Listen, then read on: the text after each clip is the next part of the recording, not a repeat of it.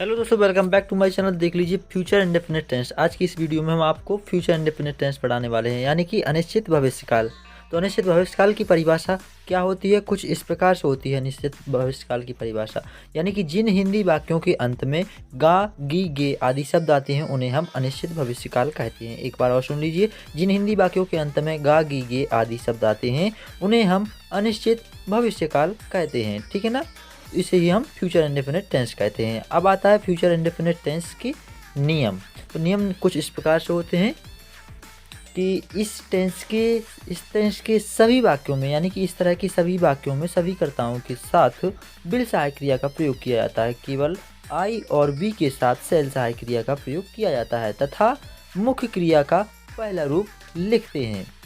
एक बार फिर से सुन लीजिए, इस तरह के वाक्यों में सभी कर्ताओं के साथ बिल सहायक क्रिया का प्रयोग किया जाता है तथा आई बी के साथ साल सहायक क्रिया का प्रयोग किया जाता है और मुख्य क्रिया का पहला रूप लिखा जाता है, यानी कि मुख्य क्रिया का पहला रूप लिखा जाता है। ठीक है ना? बात समझ में आ गई? एक बार फिर से सुन लीजिए, अगर मतलब कोई भी कर्ता है आपका तो उसके साथ आपको बिल सहायक क्रिया का प्रयोग करना है, बाकी आई बी के साथ सेल सहायक क्रिया का प्रयोग करना है। अब देख लीजिए फ्यूचर इंडेफिनिट टेंस के affirmative sentence formula. Affirmative sentence formula के लिए कुछ इस प्रकार से सेंटेंस बनाया जाता है। Subject plus helping verb plus main verb first form plus object plus other word. Subject का अर्थ होता है कर्ता, हेल्पिंग वर्ब का अर्थ होता है सहायक क्रिया और मेन वर्ब का अर्थ होता है मुख्य क्रिया, ऑब्जेक्ट का अर्थ होता है कर्म और अदर वर्ड का अर्थ होता है अन्य शब्द। अब एग्जाम्पल देख लीजिए। एग्जाम्पल कुछ इस प्रकार से है कि वह घर जाएगा, तो इसकी अंग्रेजी हम कुछ इस प्रकार से बनाएंगे। He will go to home. He will go to home. ठीक है? तो ये हो गया आपका अफर्मेटिव सेंटेंस फार्मूला। अब देख लीजिए फ्यूचर इंडेफिनिट सेंटेंस का नेगेटिव सेंटेंस फार्मूला, यानी कि नकारात्मक वाक्यों के लिए जो फार्मूला यूज किया जाता है वो कुछ इस प्रकार से है।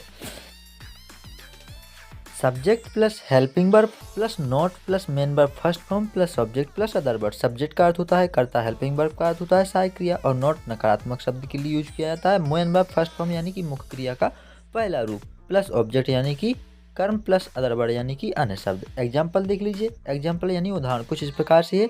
वह कल नहीं आएगा। वह कल नहीं आएगा, तो इसको बनाएंगे he will not come tomorrow. He will not come tomorrow. ठीक है ना? बात समझ में आई? सिंपल सा होता है, कुछ नहीं। सबसे पहले सब्जेक्ट को लिख लिया जाता है, फिर सहायक क्रिया को, फिर नोट को, फिर मेन वर्ब का फर्स्ट फॉर्म, इसके बाद में कर्म और उसके बाद अन्य शब्द लिखा जाता है। ठीक है? तो ये हो गया आपका नेगेटिव सेंटेंस फार्मूला। अब आता है फ्यूचर इंडेफिनिट सेंटेंस का इंटरोगेटिव सेंटेंस फार्मूला, यानी कि प्रश्नात्मक वाक्यों के लिए जो फार्मूला यूज किया जाता है वो कुछ इस प्रकार से, यानी कि question word plus helping verb plus subject plus main verb first form plus object plus other word plus question mark.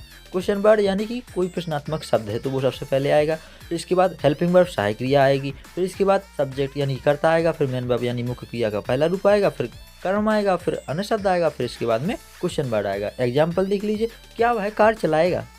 Will he drive the car. इसको बनाएंगे कैसे? Will he drive the car. आशा करता हूँ दोस्तों आपको हमारी वीडियो अच्छी लगी हो। वीडियो अच्छी लगी हो तो लाइक कर दीजिए, कमेंट कर दीजिए, शेयर एंड सब्सक्राइब कर दीजिए। Thank you. मिलते हैं अपनी अगली वीडियो में, तब तक के लिए राधे राधे।